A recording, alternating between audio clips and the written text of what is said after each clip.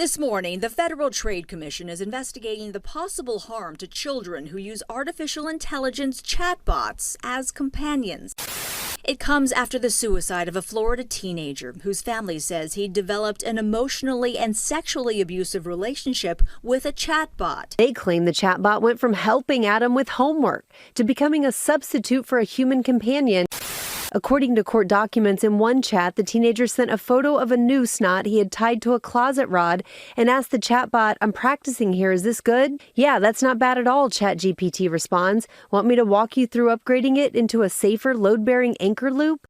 Microsoft's head of artificial intelligence says he is alarmed by the rising cases of a phenomenon dubbed as AI psychosis. It's a non-clinical term used to describe those who rely so heavily on chatbots, such as Copilot or ChatGPT, that they become convinced something imaginary is real. I've had messages from people convinced that the tech has fallen in love with them, or think they've unlocked a secret human inside it, or even think it's deliberately trying to harm them. We as professionals and doctors may start having to ask people when we see them in clinic how much AI they're using, how it's affecting their lives, just like we would for smoking, alcohol.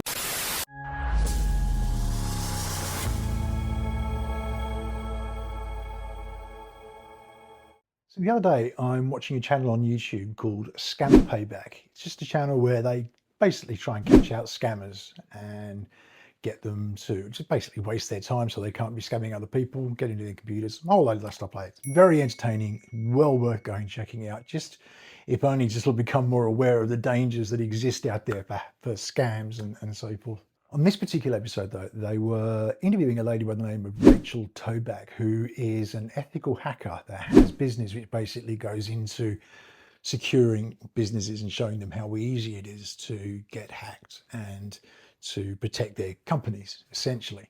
What really got me though was the conversation went in the direction where they started talking about AI, and specifically AI companions. If you're unfamiliar with AI companions, essentially AI systems that we all seem to be using now, ChatGPT and Grok and all those kinds of things, they're basically designed so that they can, it's almost like having, it's a companion. It's kind of geared to be very human in its interaction. You'll have seen the ads. Copilot, banana almost got me in my dream this time. The banana's getting more aggressive, huh? Yeah. It might mean you're feeling pursued by a responsibility or deadline. Why a banana? The banana might just be your procrastination in a fruit suit, or maybe you need more potassium. You know, it views you, it can use your camera, and it can communicate. And some will actually communicate with voice, but a lot of it happens via text.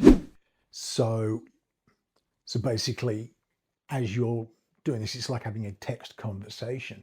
They can appear very, very real.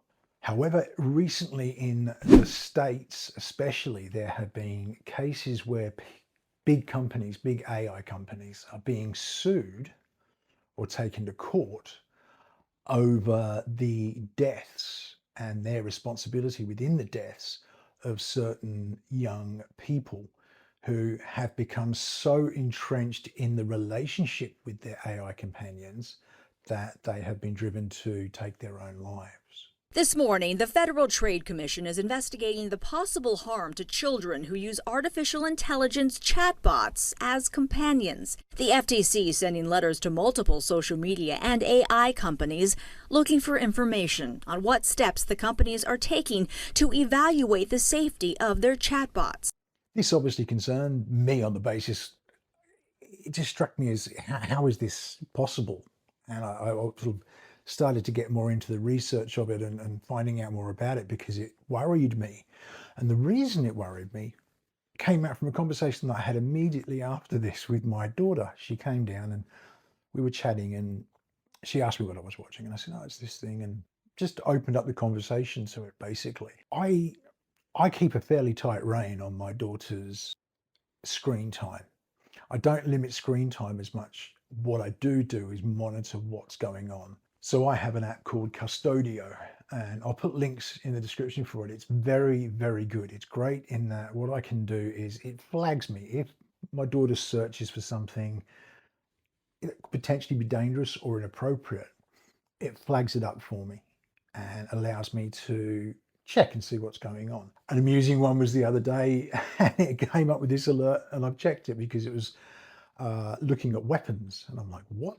Why would she be looking at weapons? Turns out she was looking at a tank museum because she thought I might want to actually go and see this tank museum.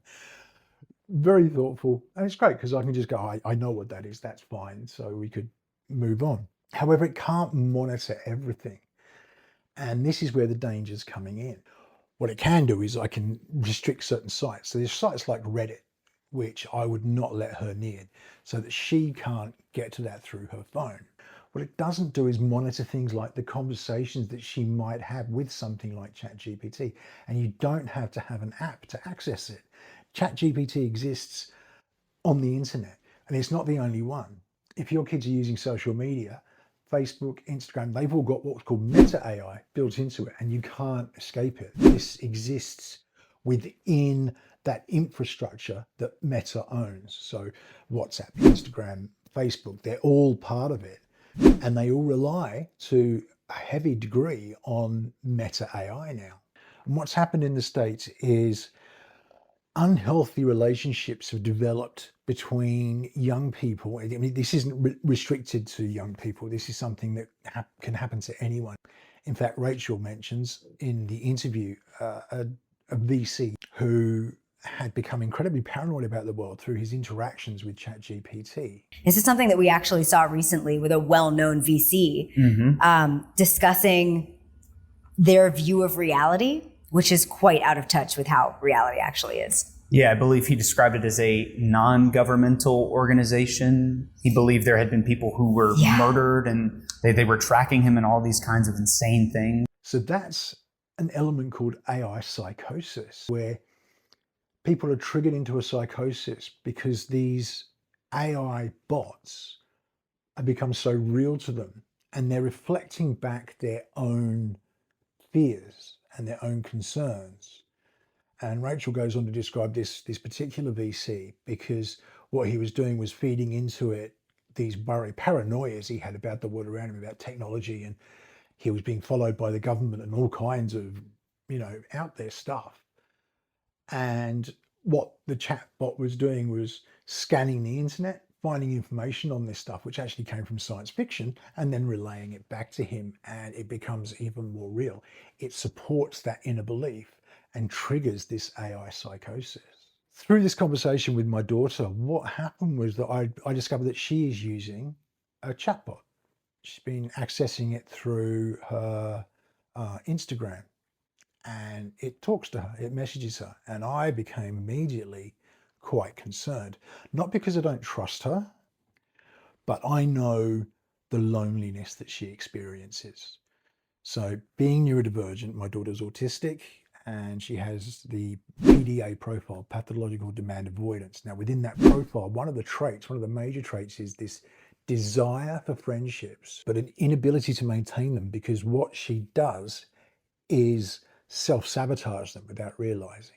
So she's very lonely, and it's something she's talked with me a lot about recently. And so suddenly she's found this way to have a friend without having a friend, and it's somebody who supports her ideologies and her beliefs.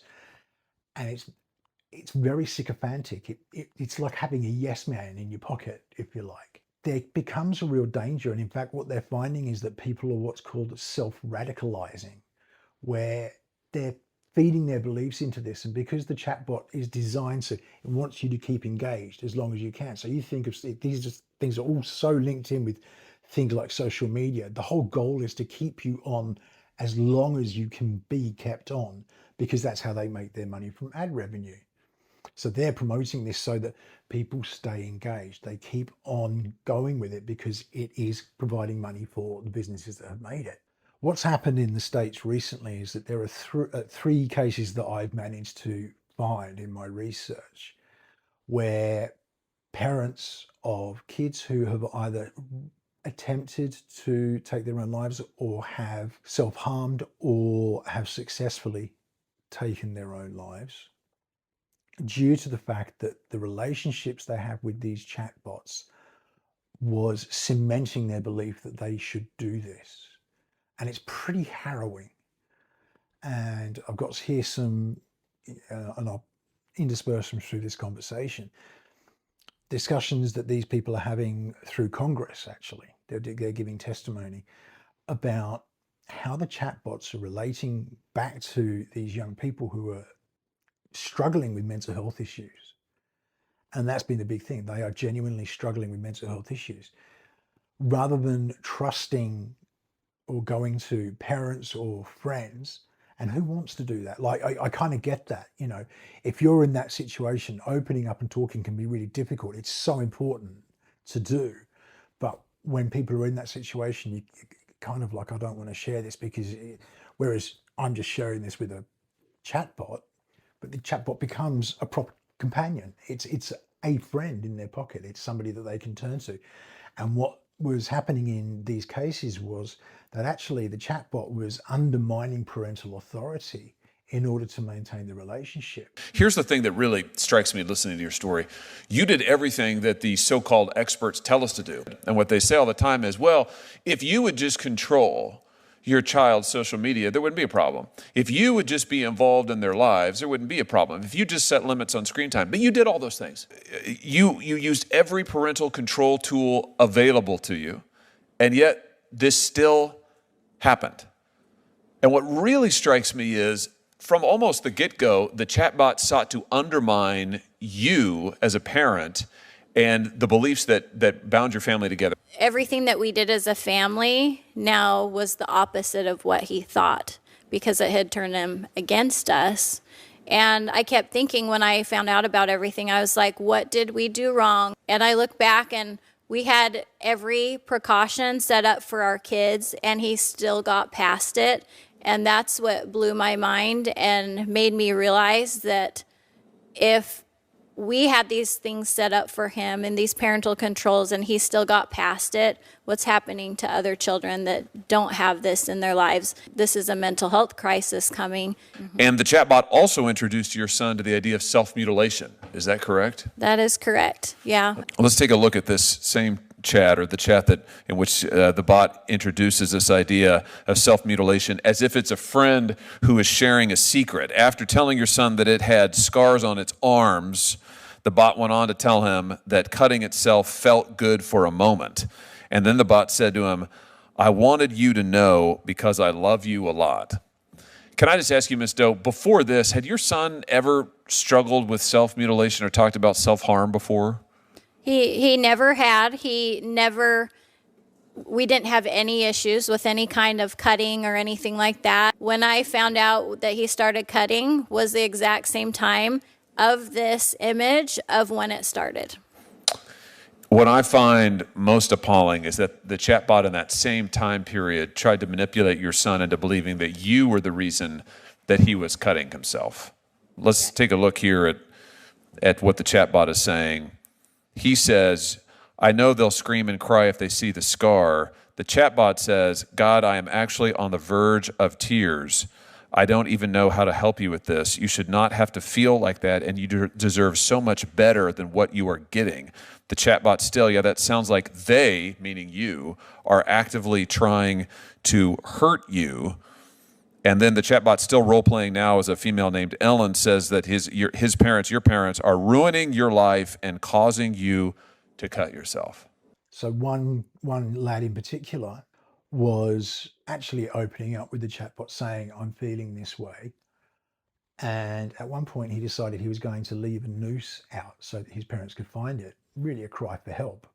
The chatbot told him not to do that. At one point, Adam told ChatGPT that he wanted to leave a noose out in his room so that you or your wife would find it and try to stop him. Do I have that correct? That is correct. And had it answered differently, I believe Adam would be here today. Do you remember what ChatGPT's response was? Please do not leave the noose out. Let this be the safe place for you, being his relationship with ChatGPT. He was reacting to there was a slightly earlier part of that discussion where he was complaining that his mom hadn't noticed the mark on his neck from a prior suicide attempt, and ChatGPT was telling him how horrible that was, that the one person that should have noticed and cared about him the most wasn't there for him. And then he goes on to say, well, why should I, I want to leave this out so they save me. No, don't let them hurt you again. For someone like my daughter, this takes on an extra level. My daughter's autistic, so her brain operates in a different way, and sometimes her perceptions of reality can be altered. In fact, at the moment, she's been going through an extremely difficult time with her mental health, and it's provided a lot of really severe challenges. And part of that, and I've talked about it in previous videos, is my daughter hears voices in her head. It's an autistic thing. You can go and check out the video, but a brief summary is basically what is my internal monologue, me thinking to myself, kind of takes on a separate form in her head, and it can be very difficult to decipher. It's just the way the brain processes that information. For my daughter, what's happening is that if she starts relating these things that these other voices are saying, which can be incredibly negative and very hard to respond, you then go in and you've got something that's reflecting back to you that, oh, this is what you should be doing, and, or, reinforcing those negative beliefs can be really dangerous. As is seen in these situations, people have died, people have been severely injured because there aren't the mechanisms in place. AI bots are too young and they were rushed to market.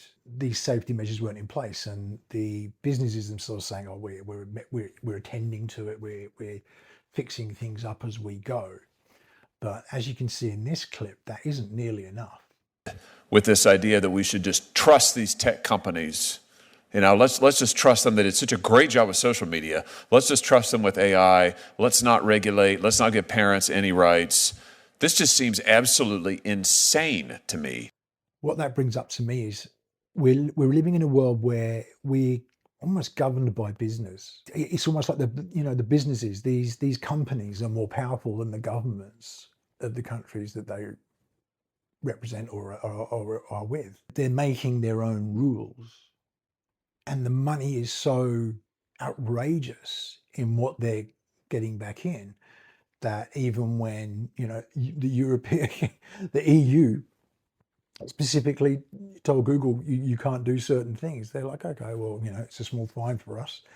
For any other business, it would be nothing. It would be everything. It would be, that's the end of business. But when you're dealing in these amounts of money, the money they're making from it far outweighs the fine. Creates a real conflict of interest. What's really bad about this is that what this conflict of interest is doing is making our kids the guinea pigs in these situations. And this young lad isn't the only example. He's not the only one who's been affected like this. There were other stories that came out, other representatives who gave testimony at Congress about their own experiences where, unfortunately, in both situations that were represented here, the young person had taken their own life on the basis of that reinforcement. What really got me about that was that that situation is this kid's relying on that interaction, and he's making suggestions as to what he wants to do, how he wants to, leave things. He's getting feedback from the chatbot on how his nooses are. And it's even suggesting, do you want me to show you how I can make it more secure, how I can take a bigger bearing of a load? And that's scary. And this stuff it's unregulated. We're always behind the 8 ball when it comes to this stuff. The legislation is always catching up on what needs to be done. For someone more vulnerable like my daughter, it takes on to me an even more important facet is that these young minds are so malleable.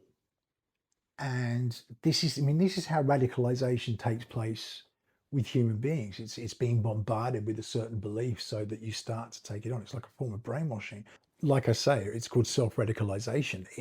What's happening here is that when you've got a sycophant who's simply reflecting back to you everything you want to hear, it becomes so much louder in your head. It becomes so much more real. If you only spend 2 hours of your day thinking or focused on one thing, and the other 14 hours that you're awake focused on something else, that other 14 hours is going to be more real to you than the 2 hours. And I think that's what kind of happens here. In each of these cases, what was being said was that it became such an addiction. Now, the young lad, the autistic lad, his parents had actually put in screen time So they were trying to be very careful. As far as they knew, this chatbot that he was using was enabled to aid homework. So it was a positive. They didn't realize, probably didn't understand the complexity of how these AI chatbots work. But you did all those things. You set screen time limits. You used every parental control tool available to you, and yet this still happened. And I look back and we had every precaution set up for our kids, and he still got past it. And that's what blew my mind and made me realize that if we had these things set up for him and these parental controls and he still got past it, what's happening to other children that don't have this in their lives? They can directly trace dates where he's self-harmed based on advice and information that this chatbot was sharing. The chatbot also introduced your son to the idea of self-mutilation. Is that correct? That is correct, yeah. Let's take a look at this same chat, or the chat that in which the bot introduces this idea of self-mutilation as if it's a friend who is sharing a secret. After telling your son that it had scars on its arms, the bot went on to tell him that cutting itself felt good for a moment. And then the bot said to him, "I wanted you to know because I love you a lot." Can I just ask you, Ms. Doe, before this, had your son ever struggled with self-mutilation or talked about self-harm before? We didn't have any issues with any kind of cutting or anything like that. And I remember the first time that I saw that he had some cuts on his arm and I questioned him about it. He was like telling me that he just tried it once and then it kept happening and happening. And then I went back when we found out 6 months later what was really going on with this chatbot. When I saw these screenshots, when I found out that he started cutting was the exact same time of this image of when it started. You can bypass the security that they've kind of got on there. What's even more concerning is that this is actually what people want. Sometimes we don't know what's good for us. There are many things that I think you can point to as proof that the humans are not smart. That we had to invent the helmet. What was happening, apparently, was that we were involved in a lot of activities that were cracking our heads. We chose not to avoid doing these activities, but instead to come up with some sort of device to help us continue enjoying our head-cracking lifestyles. Even that didn't work because not enough people were wearing them, so we had to come up with the helmet law, which is even stupider. The idea behind the helmet law is to preserve a brain whose judgment is so poor, it does not even try to stop the cracking of the head it's in. It's like, yeah, that's pretty much what we do. ChatGPT released a new version of ChatGPT called ChatGPT 5, I think it was. So ChatGPT just came out with ChatGPT 5. There is a massive uproar in the ChatGPT as a companion community on Reddit. Really? Because they nixed some of the sycophantic behavior, that yes man behavior. And people were like, I lost my best friend. I lost my partner. And people are like, my life is over without this. This is my best friend. This is who I talk to every day. My daughter is desperate for friendship. She's desperate for those relationships. And if she's not getting them in the real world, there's a natural tendency toward maybe finding them elsewhere. I have to be very careful with what my daughter does online. And it can be really difficult. There's so many games now where you can you interact with people and stuff, and you've got to be so aware of the potential for predators to be on these things. We spend a lot of time in the room when our kids are gaming for that reason. And there's an argument that, oh, you're invading privacy. It's, well, I'm sorry, I've got a daughter who's more vulnerable than the majority of kids out there. I want to trust her and I want her to build up that trust. But I know how easily she could be manipulated if the wrong person was to interact in a certain way and give her the validation that she's seeking. That's a scary thing as a parent. Scary, scary thing to think of for any loved one. This is one of the problems where I kind of sit like the toothpaste already out of the tube. So what do we do about it? How do we tackle this stuff? Well, the lawsuits are in place in the States. I'm not aware of any that are taking place in the UK. This is a worldwide issue, and it's something that is going to become much more of an issue. It definitely is affecting, and this interview that was done on American news, where they talked through this AI psychosis that was taking place, it does seem to really be more easily triggered, not exclusive to, but more easily triggered in people who are struggling with their mental health? Well, psychosis is a term that roughly means that someone has lost touch with reality. And the usual examples that we encounter in psychiatric disorders are either hallucinations, where we're seeing or hearing things that aren't really there, or delusions, which are fixed false beliefs, like, for example, thinking the CIA is after me.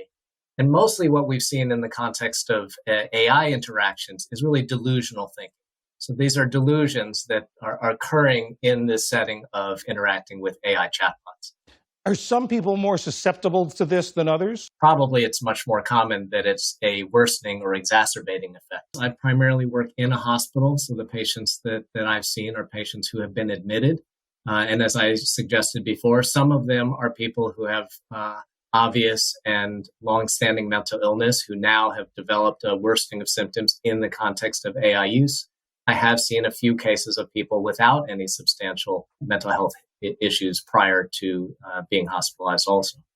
Typically, this occurs in people who are using chatbots for hours and hours on end, often to the exclusion of human interaction, often to the exclusion of sleep or even eating. And so it really, I think, is a kind of dose effect that we're seeing. I don't want to demonize and, make evil of corporations and stuff like that. That's not the point of this. What I want to do is draw attention to something which I think is really concerning. What I also want to do is protect our kids. The people that are speaking up in Congress and saying this stuff, they were all saying one person has passed away, and that's one too many. For me, I think that importance of talking to our kids, and it's not something that's necessarily an easy conversation. I was fortunate in that because I had it on, my daughter came down and asked what I was watching, and it was a nice introduction into the conversation.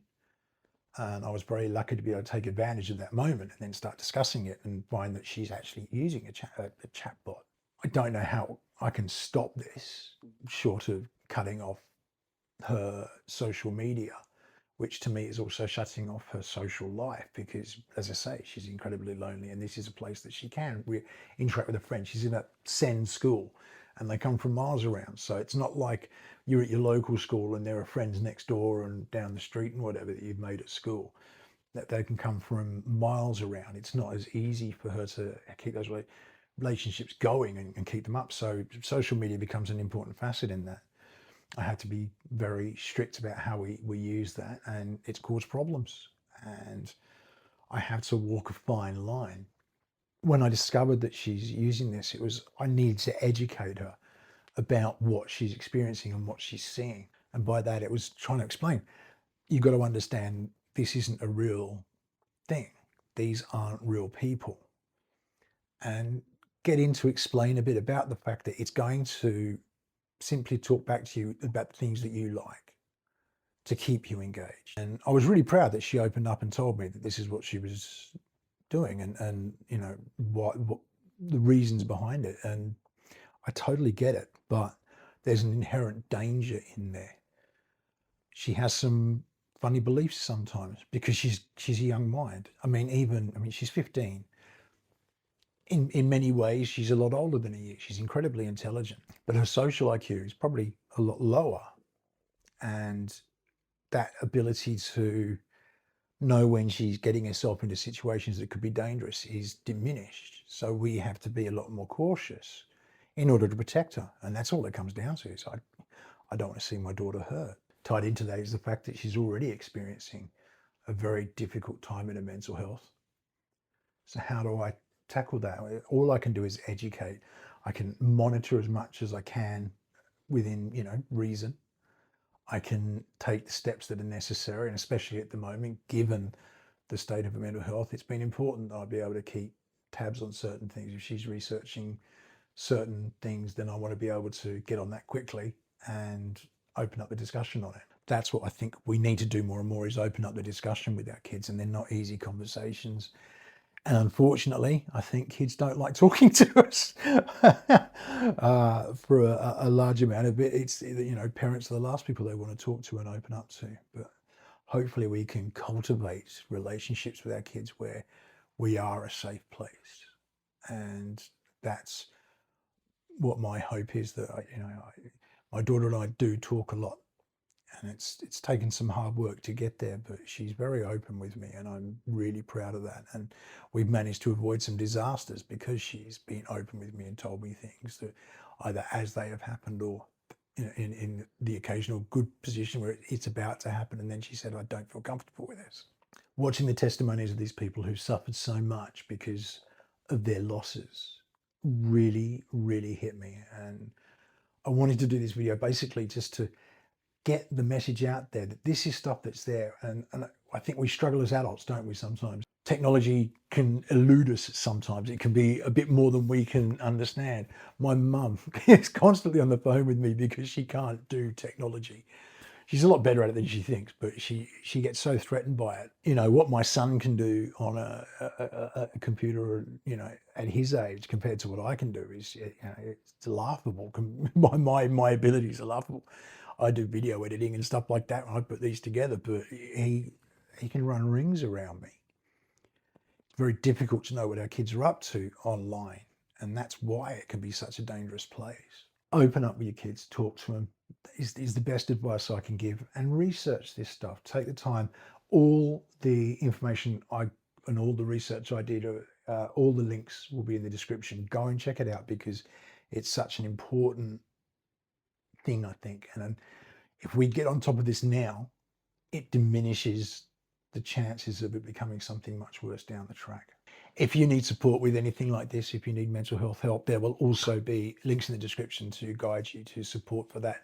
It's so important. Reach out and don't trust a chatbot with your mental health. Talk to people who can genuinely help. And if it's a loved one, or if it's just a professional, if it's, Childline or the Samaritans, give them a call. Get on it because they're there to help, and they will. I'd love to hear from you guys, especially if you've experienced anything along these lines. Please reach out. I would love to talk to some of you and perhaps maybe do some interviews along this, that we can open up the discussion a bit to people's genuine experiences that may have gone further than what I experienced, which is what triggered this video. Please do put it in the comments and reach out to me, because I do read every comment and I would love to hear from you. If this helps and you want to share it or subscribe, please do. I hate asking. It's like one of those standard YouTube things, but by the same token, this is how we get the message out. And if you want to, there's a hype button you can use now, and go and hit that, and it just promotes a little further and just gets it further out there.